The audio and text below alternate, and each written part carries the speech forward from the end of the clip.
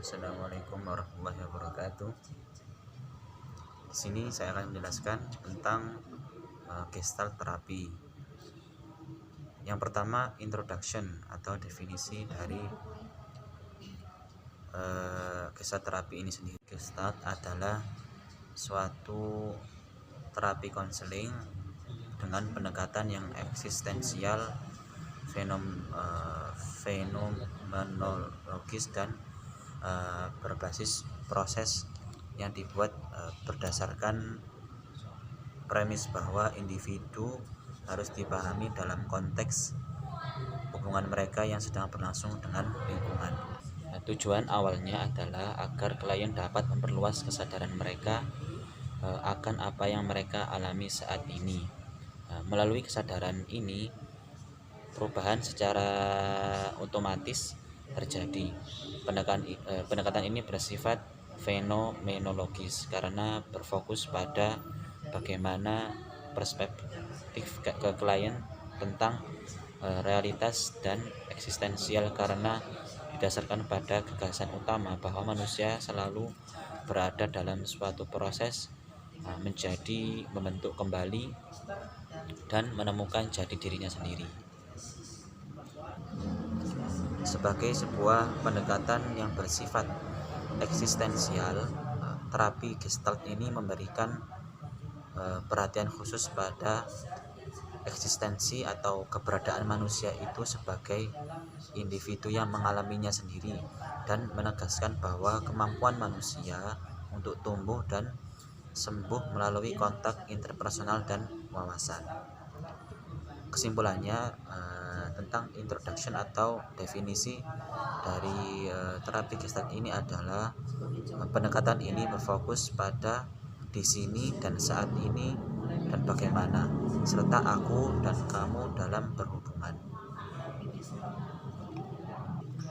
Jadi terapi Gestalt ini mencoba bagaimana seorang klien itu menjadi dirinya sendiri, dan pendekatan ini berfokus pada saat ini, bagaimana klien menghadapi masalah, dan disinilah klien itu menghadapi masalah dan bagaimana klien itu mencoba menemukan solusi dari masalahnya sendiri.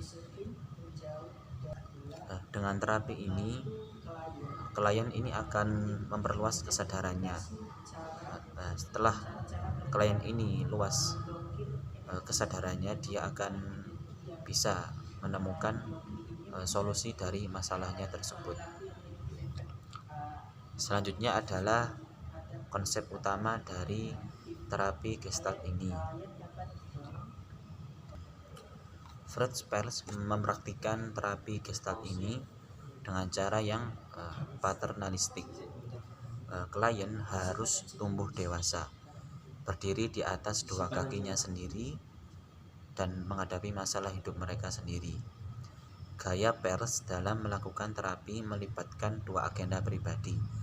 Yang pertama adalah memindahkan klien dari lingkungan kemandirian dan mengintegrasikan kembali bagian-bagian kepribadian yang tidak diakui. Konsepsi Perls mengenai sifat manusia dan dua agen ini menjadi dasar dari berbagai teknik dan gaya terapinya yang konfrontatif melakukan terapi Gestalt ini. Jadi menurut Perls ini, kalau bisa klien itu dibuat frustasi, dan sesuai gaya tadi bahwa klien ini harus memiliki kedewasaan. Nah, dengan cara klien itu dibuat frustasi, maka dia akan tumbuh dewasa, dan bagaimana caranya klien ini nanti menemukan masalahnya sendiri. Pandangan Gestalt tentang sifat manusia berakar pada filsafat eksistensial, kemudian fenomenologi, dan teori medan. Pengetahuan yang asli adalah hasil dari apa yang langsung terlihat dalam pengalaman si penerima.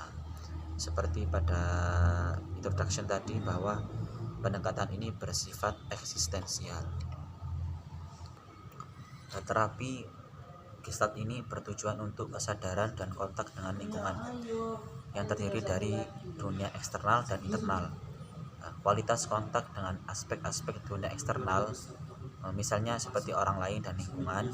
Dan dunia internal yang kedua ini adalah dirinya sendiri dan atau bagian kepribadian yang tidak diakui. Proses mengakui kembali diri sendiri ini, bagian-bagian diri yang telah disangkal dalam proses penyatuan berlangsung selangkah demi selangkah sampai klien dapat melanjutkan pertumbuhan pribadinya. Dengan menjadi sadar, klien menjadi mampu membuat pilihan-pilihan yang dibentuk sendiri, dan dengan demikian menjadi kehidupan yang lebih bermakna. Asumsi dasar dari terapi Gestalt ini adalah bahwa individu memiliki kemampuan potensi untuk mengatur dirinya sendiri ketika mereka sadar apa yang akan terjadi di dalam dan di sekitar mereka. Terapi ini menyediakan pengaturan dan kesempatan bagi kesadaran tersebut untuk didukung dan dipulihkan. Kesimpulannya konsep utama dari terapi Gestalt ini adalah dia ini ingin membangun kesadaran dan menumbuhkan kedewasaan. Dengan ketika dua aspek tersebut bisa dikembangkan, maka klien akan menemukan jalannya sendiri untuk menemukan masalah. Seperti contoh tadi, yaitu klien dibuat frustasi. Itu salah satu contohnya aja gaya dari terapi Gestalt ini. Selanjutnya adalah teori perubahan Gestalt menyatakan bahwa semakin kita berusaha untuk menjadi seseorang yang bukan diri kita, maka kita akan semakin menjadi diri kita sendiri. Kalau versi Gestalt ini ya.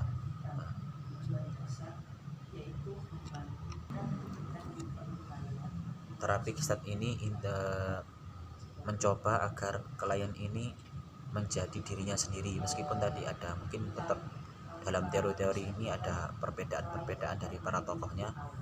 Yang pertama tadi meyakini bahwa kalau kita berusaha menjadi orang lain, maka bukan dari kita, maka kita akan menemukan diri kita sendiri. Yang kedua, kita harus menjadi diri kita sendiri agar kita bisa menemukan solusi masalah-masalah yang akan kita hadapi. Terapi Gestalt ini berfokus pada penciptaan kondisi yang mendorong pertumbuhan klien daripada mengandalkan perubahan yang diarahkan oleh terapis. Tetapi terapis ini atau konselor dia tetap berpengaruh, dia tetap menjadi satu aspek lah untuk perubahan klien ini. Tetapi kalau bisa dikatakan lebih dari 50% atau 80% mungkin terapi ini dikembalikan kepada pasien atau kliennya sendiri. Selanjutnya adalah beberapa prinsip teori terapi Gestalt. Yang pertama adalah holisme, yang kedua teori lapangan, yang ketiga proses membentukkan sosok, yang terakhir yang keempat adalah pengaturan diri secara organisme. Teori-teori ini yang empat ini adalah yang mendasari terapi Gestalt ini. Yang pertama adalah holisme. Holisme ini adalah secara bahasa dia adalah dari bahasa Jerman yang artinya keseluruhan atau kelengkapan, atau suatu bentuk yang tidak dapat dipisahkan menjadi beberapa bagian tanpa kehilangan esensinya. Karena terapi Gestalt ini tertarik pada keseluruhan pasien tersebut, maka mereka tidak mendapatkan nilai yang lebih atau nilai pada aspek tertentu dari individu. Penekanan mungkin pada sosok atau latar belakangnya, yang mana sosok atau latar belakang kepribadian dari orang tersebut tetap menjadi satu nilai dalam satu individu. Isyarat-isyarat latar belakang ini dapat ditemukan di permukaan melalui gerakan fisik, nada suara, sikap, dan konten nonverbal lainnya. Yang kedua adalah teori lapangan. Dasari terapi Gestalt yang kedua adalah teori lapangan. Terapi Gestalt bertumbuh pada prinsip bahwa sesuatu itu bersifat relasional, berubah-ubah, saling terkait, dan dalam proses. Terapis Gestalt memperhatikan dan mengeksplorasi apa yang terjadi pada batas antara orang dan lingkungan. Berikutnya adalah teori proses pembentukan sosok. Dalam teori Gestalt, bidang dibedakan menjadi latar depan dan latar belakang. Proses pembentukan figur melacak bagaimana beberapa aspek dari bidang lingkungan muncul dari latar belakang dan menjadi titik fokus perhatian dan minat individu. Yang terakhir, teori yang mendasari terapi Gestalt adalah pengaturan diri secara organisme. Pembentukan figur saling terkait dengan prinsip pengaturan diri secara organismik, sebuah proses di mana keseimbangan terganggu oleh munculnya kebutuhan, sensasi, atau minat. Individu dapat mengambil tindakan dan melakukan kontak yang akan mengembalikan keseimbangan atau kontribusi pada pertumbuhan dan perubahan. Terapi Gestalt mengarahkan kesadaran penuh klien pada figur-figur yang muncul dari latar belakang selama sesi terapi dan menggunakan proses pembentukan figur sebagai panduan untuk fokus kerja terapik ini. Bismillahirrahmanirrahim. Saya akan menjelaskan materi tentang nomor bagian D tentang the now atau masa sekarang. Jadi materi ini membahas tentang salah satu kontribusi utama dari pendekatan Gestalt adalah penekanannya pada pembelajaran untuk menghargai dan sepenuhnya mengalami momen saat ini. Jadi berfokus pada masa lalu dan masa depan dapat menjadi cara untuk menghindari perdamaian dengan masa kini. Poster pengembangan tesis bahwa kekuatan ada di masa sekarang. Ini adalah kecenderungan umum bagi klien untuk menginvestasikan energi mereka dalam meratapi kesalahan masa lalu mereka dan merenungkan tentang bagaimana kehidupan bisa dan seharusnya berbeda atau terlibat dalam resolusi dan rencana yang tak ada habisnya untuk masa depan. Kemudian salah satu tujuan terapi Gestalt adalah untuk membantu klien menjadi sadar akan pengalaman mereka saat ini.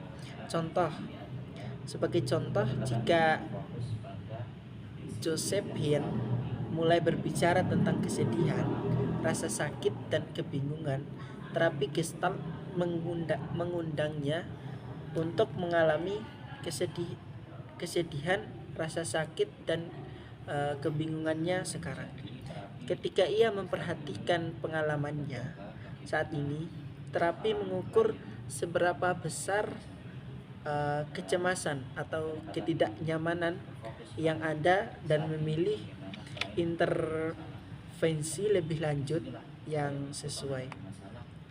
Terapis mungkin memilih untuk tidak berkomentar saat Josephine menjauh dari momen saat ini, hanya untuk mengajaknya berbicara beberapa menit kemudian.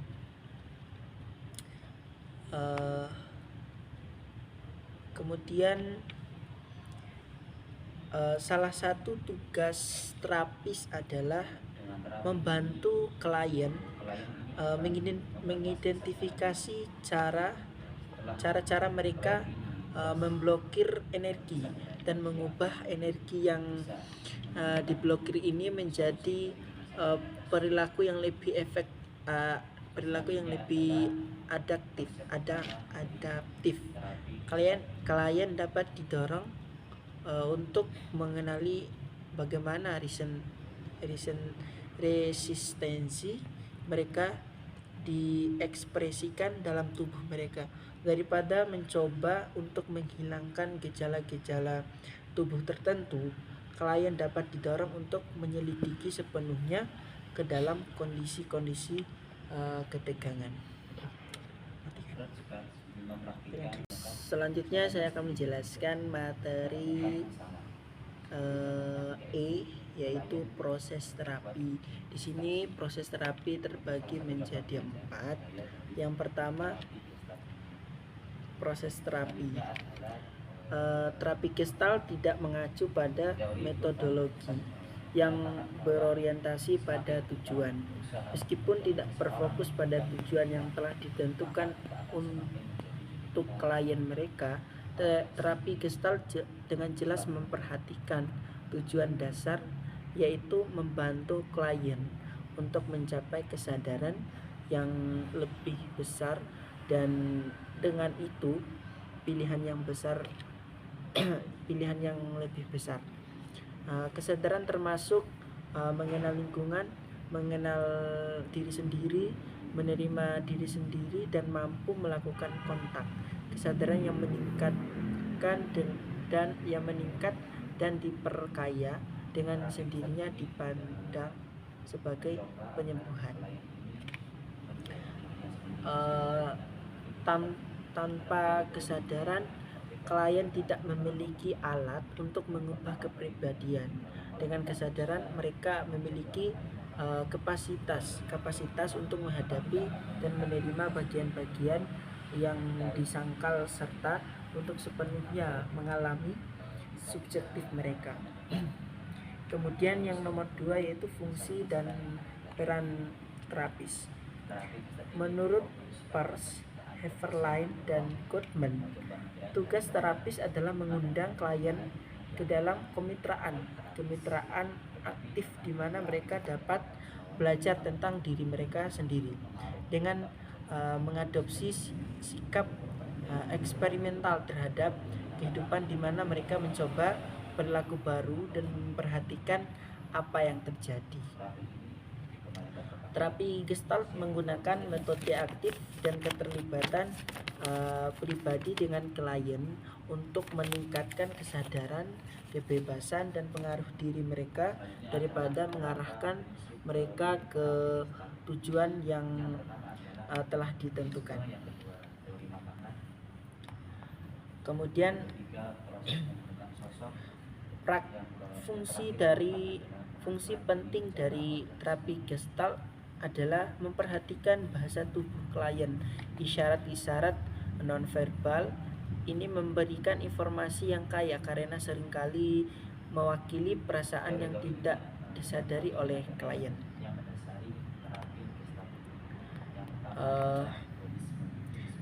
Terapis ini sering menunjukkan penggunaan kamu secara umum dan meminta klien untuk mengganti kata saya ketika hal ini yang dimaksud. Dalam membuat pernyataan pribadi, klien mulai memikul tanggung jawab atas apa yang mereka katakan daripada menumbuhkan jenis introspeksi yang tidak sehat. Konselor berharap untuk menumbuhkan kesadaran akan apa yang sebenarnya diungkapkan melalui kata-kata. Jadi di sini ada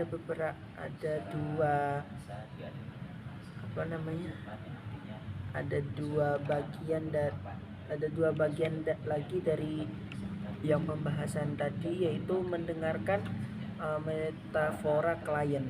Dalam Lokakarya, Eri Forster menekankan pentingnya seorang terapis untuk belajar mendengarkan metafor klien. Dengan mendengarkan metafora, terapis akan mendapatkan petunjuk yang kaya akan pergulatan internal klien. Contoh metafora yang dapat diperkuat termasuk pernyataan klien seperti sulit bagi saya untuk menumpahkan isi hati saya di sini. Kadang-kadang saya tidak merasa punya kaki untuk berpijak. Saya merasa ada lubang di dalam jiwa saya. Saya harus bersiap-siap kalau ada yang meledakkan saya. Setelah sesi ini, saya merasa seolah-olah saya telah dimasukkan ke dalam penggiling daging. Di balik metafora tersebut mungkin terdapat dialog internal yang tertekan yang mewakili urusan kritis yang tidak terselesaikan atau reaksi terhadap interaksi yang sedang berlangsung. Kemudian yang kedua yaitu mendengarkan bahasa yang mengungkap sebuah cerita. Polster yang juga mengajarkan nilai dari apa yang ia sebut menyempurnakan sebuah kilasan. Dia melaporkan bahwa klien sering menggunakan bahasa yang sulit dipahami, namun memberikan petunjuk yang signifikan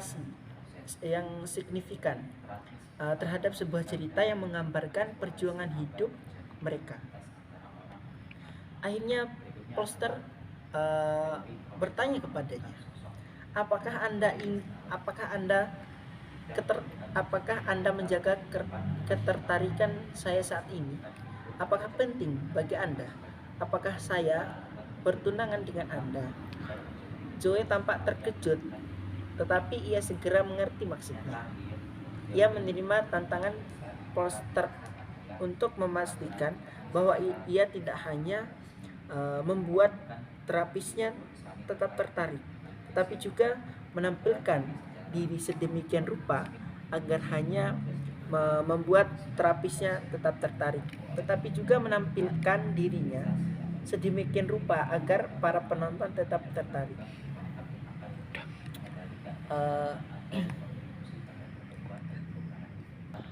Kemudian yang ketiga yaitu pengalaman klien dalam terapis. Jika Fritz Perls mengatakan bahwa klien harus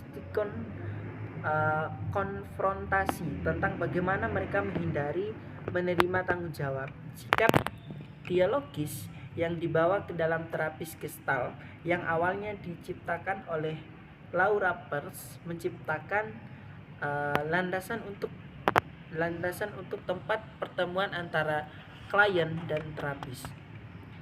Isu-isu lain yang dapat menjadi titik fokus terapi termasuk hubungan klien dan terapis dan kesamaan dalam cara klien berhubungan dengan terapis dan orang lain di lingkungan mereka. Kemudian klien itu memulai dengan mencoba perilaku baru di lingkungan yang mendukung, seperti di kantor terapi, dan kemudian mereka meningkatkan kesadaran mereka tentang dunia. Membuat pilihan baru seringkali dilakukan dengan canggung, tetapi dengan dukungan terapi klien dapat memperoleh keterampilan dalam mengatasi kesulitan. Tahap ketiga dari urutan integrasi adalah asimilasi yang melibatkan klien belajar bagaimana mempengaruhi lingkungan mereka. Pada tahap ini klien mampu menghadapi kejutan-kejutan yang mereka temui dalam kehidupan sehari-hari. Kemudian yang terakhir yaitu hubungan antara terapis dan klien. Terapis Gestalt tidak hanya membiarkan klien mereka menjadi diri mereka sendiri, tetapi juga menjadi diri mereka sendiri dan tidak tersesat dalam sebuah peran. Terapis diharapkan untuk menghadapi klien dengan reaksi dan jujur dan langsung. Dan terapis berbagai pengalaman dan cerita pribadi mereka dengan cara yang relevan dan tepat. Dan selanjutnya mereka memberikan umpan balik yang memungkinkan klien untuk mengembangkan kesadaran tentang apa yang sebenarnya mereka lakukan. Mungkin itu saja yang dapat saya sampaikan, lebih dan kurangnya saya mohon maaf. Assalamualaikum warahmatullahi wabarakatuh. Nah, selanjutnya adalah aplikasi, yakni teknik dan prosedur terapi. Pertama adalah eksperimen dalam terapi Gestalt. Meskipun pendekatan Gestalt ini mementingkan hal-hal yang sudah pasti, akan tetapi kesederhanaannya ini tidak boleh diartikan bahwa pekerjaan seorang terapis itu mudah. Bahkan, metodologi terapi Gestalt disesuaikan dengan kebutuhan klien dan eksperimen biasanya disajikan dengan cara yang mengulang. Nah, John Freud, yakni seorang terapi Gestalt, mendemonstrasikan intervensi Gestalt yang diterapkan pada kasus Ruth dalam buku Pendekatan Konseling dan Psikoterapi. Nah, di sini dijelaskan perbedaan antara latihan dan eksperimen. Adapun yang dimaksud latihan di sini adalah teknik siap pakai yang terkadang digunakan untuk membuat sesuatu yang terjadi dalam sesi terapi atau untuk mencapai tujuan. Sedangkan eksperimen adalah sebaliknya, yakni tumbuh dari interaksi antara klien dan terapis dan mereka muncul dalam proses dialogis. Eksperimen dapat dianggap sebagai landasan utama dari pembelajaran berbasis pengalaman. Nah, Miriam Polster mengatakan bahwa eksperimen adalah cara untuk memunculkan semacam konflik internal dengan membuat perjuangan ini menjadi proses yang sebenarnya. Eksperimen menghidupkan pergulatan dengan mengajak klien untuk menerapkannya di masa sekarang. Eksperimen harus disesuaikan dengan masing-masing individu dan digunakan secara tepat waktu dan tepat guna, serta harus dilakukan dalam konteks yang menawarkan keseimbangan antara dukungan dan risiko. Kepekaan dan perhatian yang cermat dari terapis sangatlah penting agar klien tidak terjerumus ke dalam pengalaman yang terlalu mengancam atau dibiarkan berada di wilayah yang aman namun tidak subur. Nah, yang kedua adalah mempersiapkan klien untuk eksperimen Gestalt. Jika siswa yang sedang berlatih membatasi pemahaman mereka tentang terapi Gestalt hanya dengan membaca tentang pendekatan tersebut, metode Gestalt cenderung terlihat abstrak dan gagasan tentang eksperimen mungkin tampak aneh. Meminta klien untuk menjadi sebuah objek dalam salah satu mimpinya, misalnya, mungkin terlihat konyol dan tidak ada gunanya. Sangatlah penting bagi para konselor untuk secara pribadi merasakan kekuatan eksperimen Gestalt dan merasa nyaman untuk menyarankannya kepada klien. Dalam hal ini, akan sangat berguna bagi para peserta pelatihan untuk secara pribadi mengalami metode Gestalt sebagai klien. Dan penting juga bagi konselor untuk membangun hubungan dengan klien mereka, sehingga klien akan merasa cukup percaya untuk berpartisipasi dalam pembelajaran yang dapat dihasilkan dari eksperimen Gestalt. Klien cenderung mengenali resistensi mereka dan membiarkan diri mereka berpartisipasi dalam eksperimen ini. Yang ketiga adalah intervensi terapi Gestalt. Nah, eksperimen dapat menjadi alat yang berguna untuk membantu klien mendapatkan kesadaran yang lebih penuh, mengalami konflik internal, menyelesaikan ketidakkonsistenan dan psikotomi, dan mengatasi kebutuhan yang menghalangi penyelesaian urusan yang belum selesai. Nah, materi berikut ini didasarkan pada Levitsky dan Peirce dengan tambahan saran-saran dari saya untuk mengimplementasikan metode-metode ini. Yang pertama adalah latihan dialog internal. Salah satu tujuan terapi Gestalt adalah untuk mewujudkan fungsi yang terintegrasi dan penerimaan aspek-aspek kepribadian seseorang yang selama ini tidak diakui dan ditolak. Terapi Gestalt sangat memperhatikan perpecahan dalam fungsi kepribadian. Selanjutnya adalah berkeliling. Membuat putaran adalah latihan Gestalt yang melibatkan meminta seseorang dalam kelompok untuk mendatangi orang lain dalam kelompok dan membicarakan atau melakukan sesuatu dengan setiap orang. Tujuannya adalah untuk menghadapi, mengambil resiko, mengungkapkan diri, bereksperimen dengan perilaku baru, dan untuk tumbuh dan berubah. Selanjutnya adalah latihan pembalikan.